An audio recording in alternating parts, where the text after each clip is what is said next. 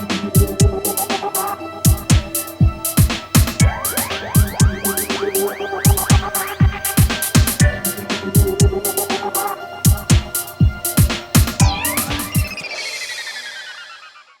you very much, Honorable Speaker, Honorable Premier, colleagues in the Executive Council, Honorable members of the Legislature, mayors and councillors, representatives of House of Traditional Leaders, representatives of sports federations, as well as arts and culture councils, management and officials of the department, Baahi, Bafreistata, Bomele Buntate, comrades, Dumelang.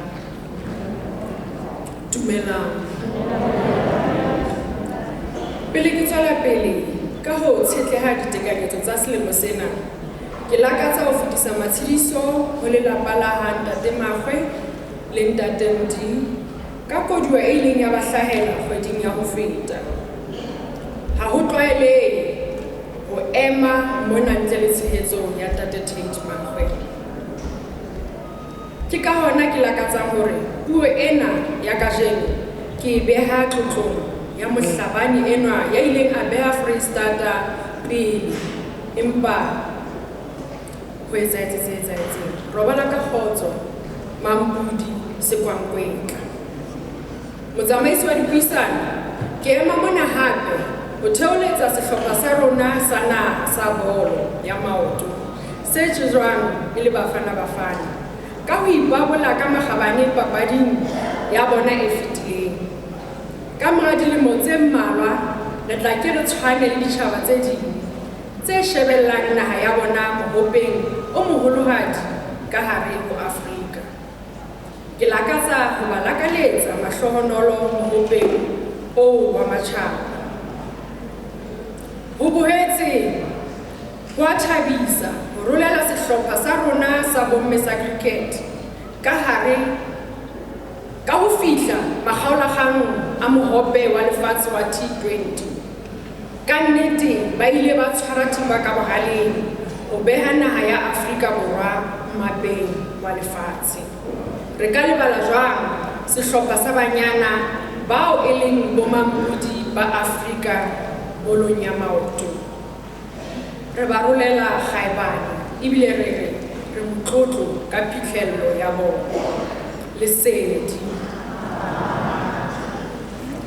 In his foreword, the Sports and Recreation White Paper, the then Minister of Sports and Recreation, Steve Tshwete, said, "Sport continues to be shortchanged with regard to the allocation of resources because of the lack of knowledge of those at the decision-making level, of its role in society, as well as its potential as an instrument of transformation. The situation is worse in the case of recreation. Our ongoing campaign to educate decision makers about this role will continue." Comrade Steve Tshwete went further to persuade those in sport to raise sports profile in the face of conflicting priorities. Madam Speaker, the essence of the message of Comrade Steve Tshwete was simple. The skilled development in South Africa will always ensure that sport development is seen as a secondary to any other development. We tend to forget that only sport can unite the young and old. Only sport can make the black and white sing Shosholoza in unison. The white apartheid government of yesteryears realized it as far as 1919, when they protested against the inclusion of Maori people in the New Zealand rugby team that played Springboks. They knew that sooner than later, the black people will demonstrate through sport that they are not inferior as the white government preached to the world. They were also afraid that the white people will realize that black people are also humans and have talent. Madam Speaker, that white government was afraid that the propaganda will not be sustainable. To to ensure that sport does not unite people of South Africa. The Straight-on Apartheid regime introduced the Apartheid Sport Plan on the 26th of June 1956. Though our rainbow nation defeated apartheid and its plans, its remnants are still well among us. We saw them at muscle sport.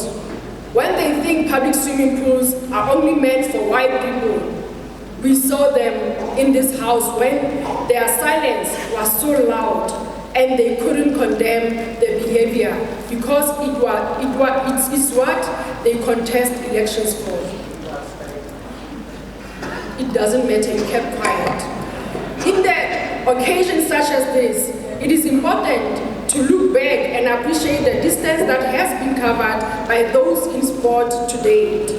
Maybe it is an opportune moment to reflect back and assess if we took the fallen baton of Comrade Steve Tshwete and continue to raise sports profile against competing priorities like roads, education, health, water, provision, and many others. I'm going to respond to you, Tadesha, because I'm not afraid of you. Honorable Speaker, this budget will take us to 2024, which will mark 30 years of democratically elected government of our country. It will also mean that the white paper that was developed as a guiding torch will be in existence for 28 years. Hypothetically speaking, it means a child that was born in 1994 should only be reading about skewed sport development from history books and not being a culprit and living example of skewed development.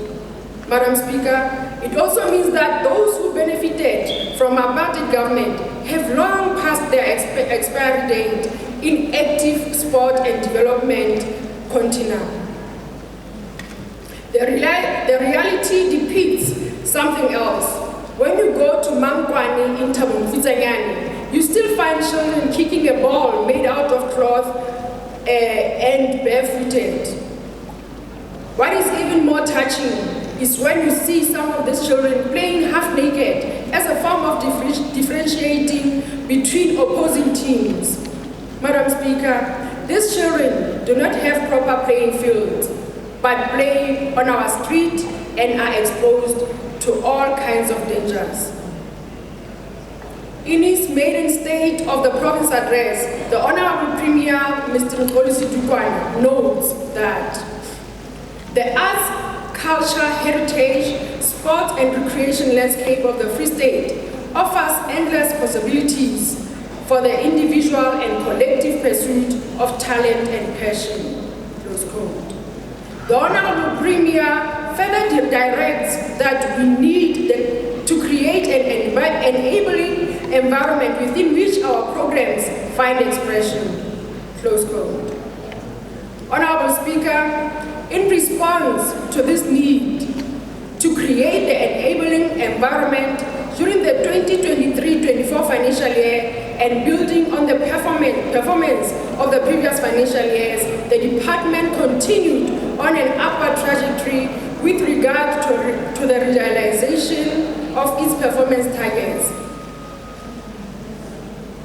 As a sign of this development, the Auditor General of South Africa's report for 2022-23 made no negative findings around the department's performance information. During the last financial year, the department managed to achieve 88% of its planned targets. This means that the programs that we had planned and committed to has been implemented. The return of mass participation programs was demonstrated by the implementation of the flagship program of the Free State Provincial Government, which is the Mangaung African Cultural Festival in 2022. Notwithstanding the challenges in the environment, the return of Makufe was a welcome relief for cultural activists whose livelihood was affected COVID-19 pandemic in the 2 years period of its non-implementation. Honorable Speaker, allow me to present the 2023-24 departmental budget. For the 2023-24 financial year, the department receives a total budget allocation. Honorable Mahasa, my apology. Can you please pause? Members of the community, re na le bothata ba modumo. Ho na le modumo o moholo o tswang fatshe moo. Ke kopa batho ba ntseng ba ntsha di-refreshments, do it quietly, please. Continue, Honorable Mahasa. Thank you very much. Thank you, Deputy Speaker.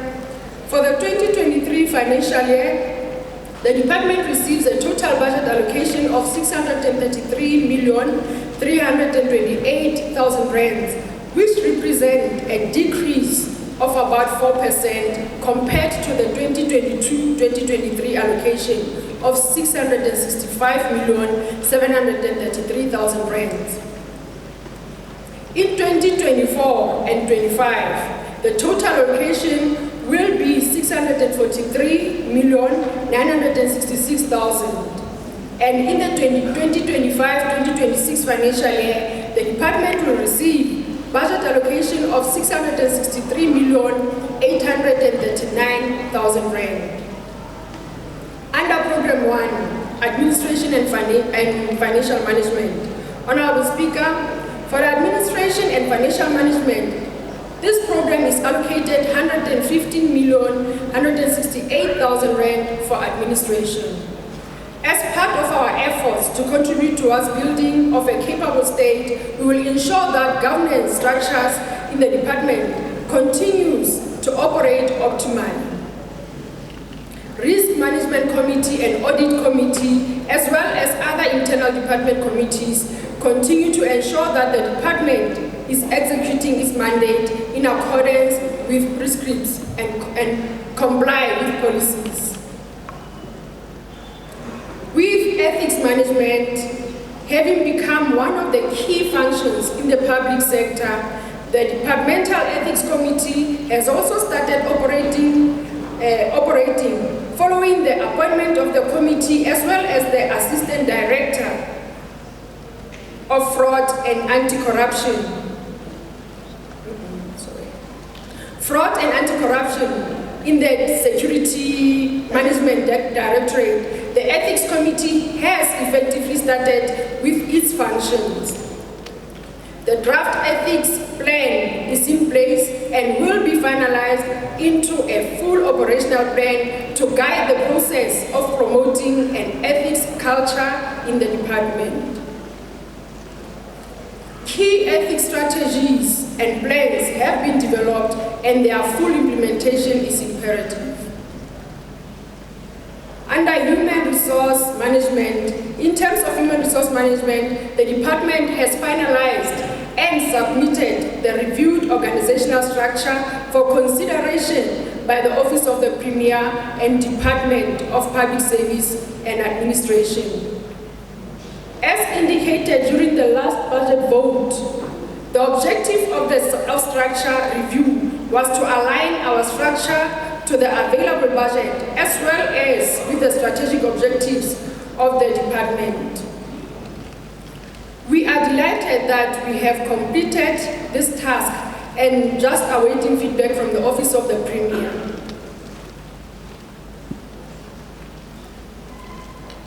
Our process of filling vacancies is continuing to unfold as per our recruitment plan. At senior management level, we have in the last financial year managed to fill the post of Director for Library Services after a long time of existence of this vacancy. We should soon finalize the appointment of the Director of Human Resource Management and the Chief Financial Officer, both of which were advertised and shortlistings were conducted. Training and development has also been prioritized through provision of bursaries to officials and creating opportunities for internships and learnerships. Madam Speaker, only 39% of the department's budget is dedicated to program and infrastructure projects, and the remainder covers compensation of employees. This picture remains bleak for the department, which is service or mass-based participation. Dependent of conditional grants also remains a challenge. With the reintroduction of Makufe revenue projection has been reviewed upwards to 5 million. It is anticipated that following the lifting of COVID-19 restrictions and thus the opening up of our tourist attraction facilities, our revenue streams will now improve our revenue collection capacity. Program 2, Cultural Affairs. Honorable Speaker, for the 2023-24 financial year, Cultural Affairs Program received an allocation of 134,270,000 rand. Despite the challenging fiscal constraints that we have stated earlier, the implementation of cultural affairs programs continued mostly in line with our planned targets and developmental trajectory. The Basotho cultural heritage continued to be showcased through the celebration of the Basotho New Year at the Basotho Cultural Village in Kwakwa. On the 6th August 2022, Basotho and cultural enthusiasts descended on the Basotho Cultural Village near Kwakwa for the annual Basotho New Year celebration. This landmark and very important event in calendar of Basotho people will continue to be celebrated this financial year. Activities that depict the history of Basotho were on display during the celebration and included horse riding, grand parade, and demonstration of traditional cultivation through oral history. Traditional music and dance that were showcased on the day include, amongst others, Mohobelo, Akodi music, Sirubolelo, Sesotho hip hop, as well as Zulu and Tswana traditional dances. A variety of Basotho traditional food were on display. In our quest to develop previously marginalized languages and to honor our legends in the African literature, the department launched annual Dr. Mapala lecture in 2022. The second annual lecture was held on the 24th of February 2023 in partnership with the University of the Free State. This lecture will be sustained into the future. As directed by the Honorable Premier Ndate Mkhosi-Dukwane, in the State of the Province address, we must embark on a process to establish a film commission this year, as stated by the Honorable Premier. The purpose of this process is part of the efforts to create a thriving creative industry. We must leverage off this opportunity to develop the value chain of this sector, particularly the technical and related industries. As part of the process towards the establishment of Film Commission, progress has been made in this regard, as the name of the commission was secured and will be known as the Free State Film Commission. The existence of this commission will expedite the process towards ensuring a thriving film industry in the province with an expected greater economic spin-off. A film summit was held on the 30th to the 31st of March 2023 to discuss the Free State Film Commission. An interim steering committee consisting of film and television producers, film and television directors, film and television editors, as well as film and television playwrights was established. The objective of the summit was also to facilitate the establishment of non-profit company that will guide the Free State film industry to establish a Free State Film Commission and be the guardian of film and television in the Free State moving forward.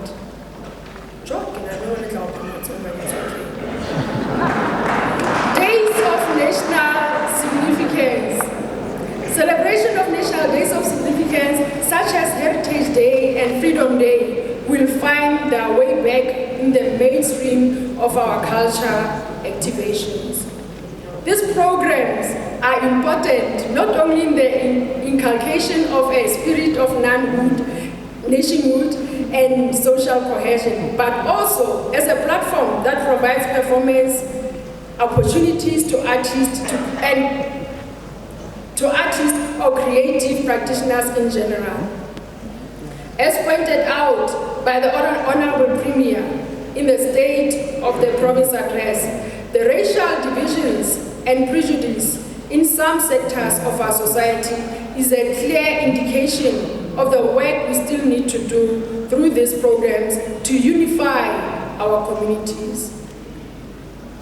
Mind Dance Festival was celebrated in Welkom through the Free State Arts and Culture Council in partnership with the National Department of Sports, Arts and Culture. The department will also host a Music Festival in partnership with Qarib District Municipality, and also support reggae community with their upcoming festival. As a people-centered department, we have supported community media in the Free State with an amount of 100,000 each, and we will continue to support them this financial year. In the past, there was little research conducted on the black concentration camps during the South African War of 1899 to 1902. The scorched earth policy also greatly affected black people, and it is therefore imperative that we narrow the knowledge gap on this phenomenon in order to bring about justice in the black sufferings and contributions. Heritage Free State has, in February 2023, provisionally declared a site in Springfontein, believed to be graves of black people buried during South African War. There are also alleged mass graves in Thabong in Windberg. A research team has been constituted which consists of historians and archaeologists amongst other expertise. This team will conduct research on the above-mentioned sites as well as in Thabong camps. This will, in essence, expand the heritage landscape of the Free State, document the suffering and contribution of black people in the war, and also give dignity to those buried. This project also aims to correct past imbalances in the narration and documenting of our collective history. Madam Speaker, this project will be implemented in our quest to expose the injustices and atrocities of the past, to bring closure to the foster reconciliation. In terms of Section 25 and 27, subsection 2 of the National Heritage Resource Act, number 25 of 1999, the Free State Provincial Heritage Resource Authority is entrusted to identify provincial heritage sites which have special qualities and make them significant in the context of the province or region in terms of the heritage assessment criteria set out in Section 6, subsection 1 and subsection 2, and must investigate the desirability of their declaration as provincial heritage sites. We therefore aim to commemorate the important historical footprints of individuals that dedicated their lives to their resistance and struggle in the Free State by erecting monuments at the following sites. 1. Peter Swart House in Heidedal. 2. Lucas Majosi site in Zastron. 3. Caleb Mutsabi Banishment House in Thabong. 4. Albert Nzula House in Rouvel. 5. Peter Pachani in Bloemfontein. The above sites were nominated as heritage sites. However, after research and investigations, we will be erecting monuments in these respective sites in order to honor the above mentioned heroes. The department will put aside 800,000 rand to capacitate the research team as well as erecting monuments for our heroes. Madam Speaker, on the 21st of January 1960, 437 miners perished in a Claysdale coal group mine. No efforts were made by apartheid government to retrieve their bodies, which still remain buried 180 meters underground. The Rejuvenation Committee in Sasolburg has been at the center stage of ensuring that this massacre is recognized and the mine is declared a heritage site. This community organization has been working with a number of stakeholders, including National Mine Health and Safety Council, Chamber of Mine Research Organization, Department of Mineral Resource, Metsimaholo Local Municipality, and Fezile District Municipalities. They are currently performing 437 musical theater that depicts and interprets the untold true story of coal group mine tragedy that happened 63 years ago. The group is in the process of creating a documentary to educate the young people of Free State about their untold story. They are also in the process of writing a book about this tragedy. Madam Speaker, the department will play an integral part of this project and assist the group to achieve its noble objective. The department will stage arts and culture awards that will include all genres of the sector.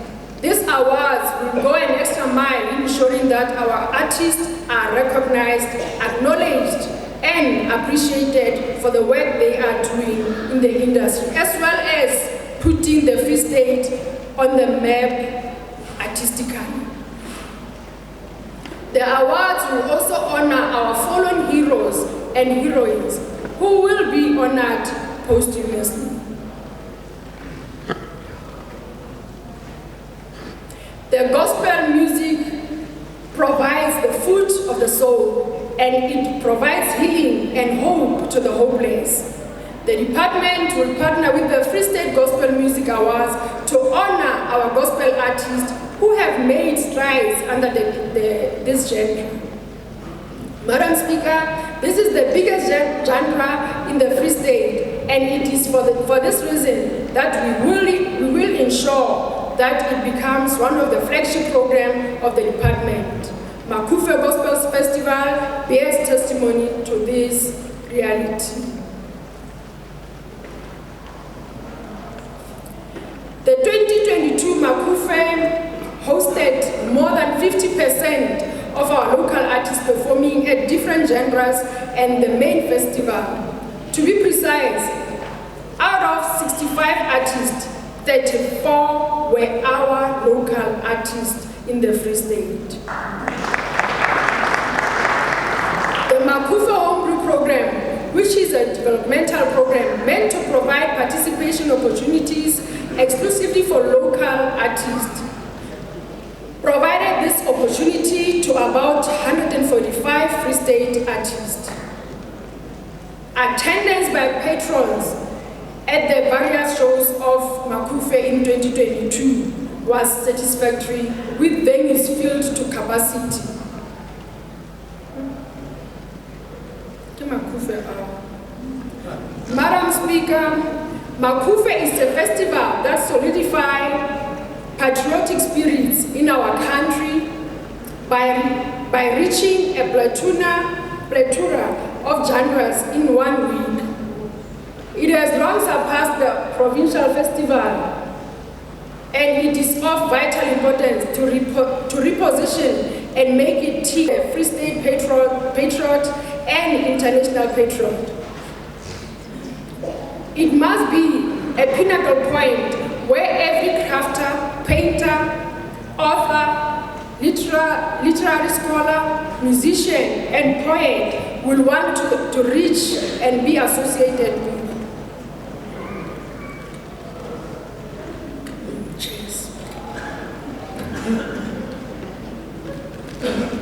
Under Program 3, Library and Archive Services. Honorable Speaker, Library and Archive Services received an allocation of 252,771,000 rand in the 2023-24 financial year. Library Services continues to be one of the programs that relies heavily on conditional grants, despite the budget limitation we have through the Library and Archives program. The following were achieved and still to be achieved. Equipment for visually impaired was procured and installed in 3 libraries, which are Pirituna, Morojane, and Smithfield.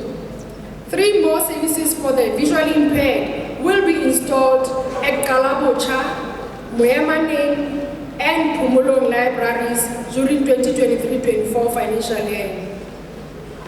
As part of supporting the emerging authors, a total of 21,968 books were procured. 1.1 million was spent on books from local authors and booksellers, and 2 million was spent on women book suppliers. The department will continue to support youth and women businesses and authors. 40% of the budget will be channeled to books procured by young aspiring writers and women. Funds have been secured for the department's archives repository for the project to upgrade bandwidth infrastructure to the value of 400,000. The bandwidth infrastructure upgrade, which will enable the loading of the newly acquired archival material to the National Archives website, will increase the number of researchers on the Free State Archives repository.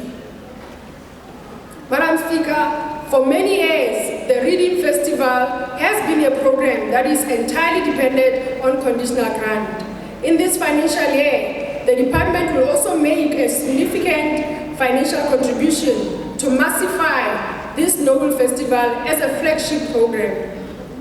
The spelling bee will include 3 languages, that is Sesotho, English, and isiXhosa. The focus will also be extended to our communities, deaf learners, visually impaired, as well as the word iPhone. The festival will be branded as Rejaka Buka, and among the Sesotho books that will be prescribed will be some of the books of Dr. K.P.T. Mapawa. Under Program 4, Sports and Recreation, Honorable Speaker, the Sports and Recreation Program is allocated a budget of 131,119,000 rand in the 2023-24 financial year. Provincial Indigenous Games programs were held in Thabong on the 3rd of September 2022 as part of a quest to promote indigenous knowledge and heritage, as well as active participation in sports amongst communities.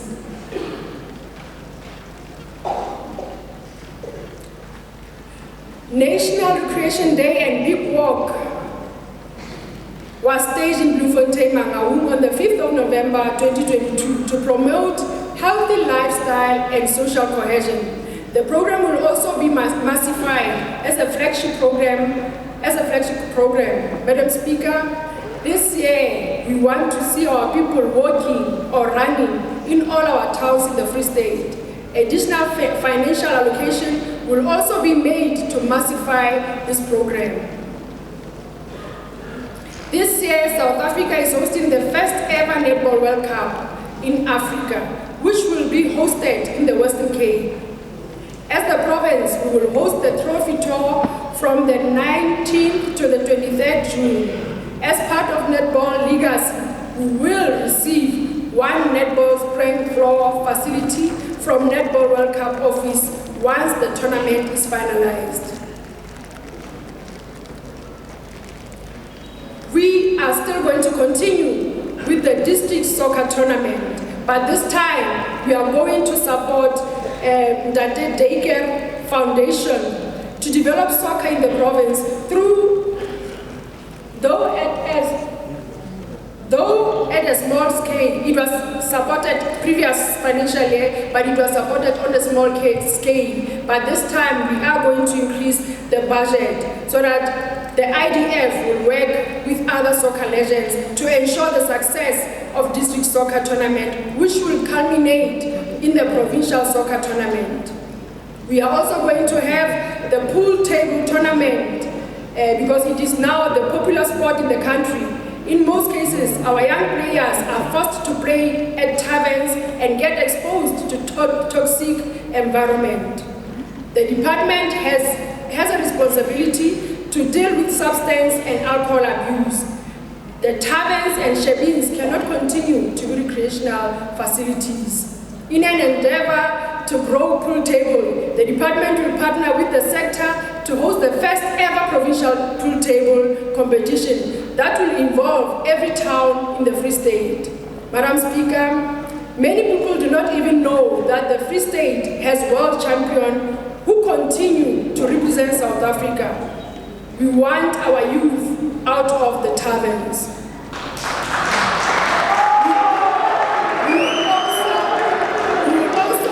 Members of the community order. We will also host Date and Mlangeni golf tournament with the foundation. Again, we will go back to Harib on the month of Nelson Mandela and host the boxing tournament. The province is delighted that the Council of South Africa Football Association has partnered with Mangaung and Department of Sports, Arts and Culture and Creation to host the 2023, 2024 and 25 Under-20 Girls Tournament in Mangaung. These games have a huge potential of injecting foreign currency in our only metro in the Free State. The department will develop sport facilities such as combi courts, hubs, and outdoor gyms.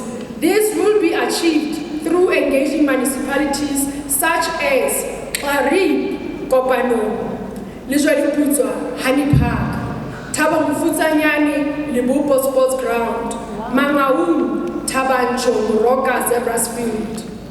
In conclusion, Honorable Speaker, may I take this opportunity to thank all the stakeholders, the artists, athletes, and broader community of the Free State for continuing to provide support to the department despite the challenges of the resources that we are confronted with. May I also extend my gratitude to the members of the legislature and the portfolio committees for their oversight, guidance on this function. May I also express my gratitude to the Honorable Premier, Daten Kolisidukwana, I nearly said right head, but it's okay, and the ruling party, the African National Congress, for entrusting me with this responsibility. Let me also thank Advocate Saulo Malakwani for agreeing to act as the head of the department despite the enormous responsibilities he has in his own department. Let me also thank all the managers and officials of the department for continuing to do the best that they can despite the limited resources. They have indeed lived to the saying, a bird sitting on the tree is not afraid of the branch breaking, because its trust is not on the branch, but its wings. My personal word of gratitude continues to be extended to my husband and my children, my family, for appreciating the responsibilities that have been placed on my shoulders to serve the nation. By the way, it's my anniversary today.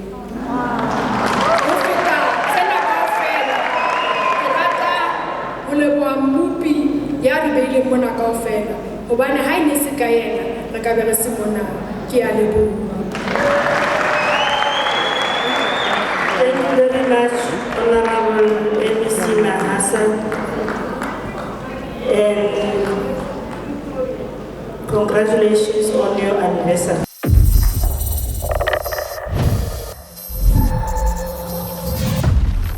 Central TV.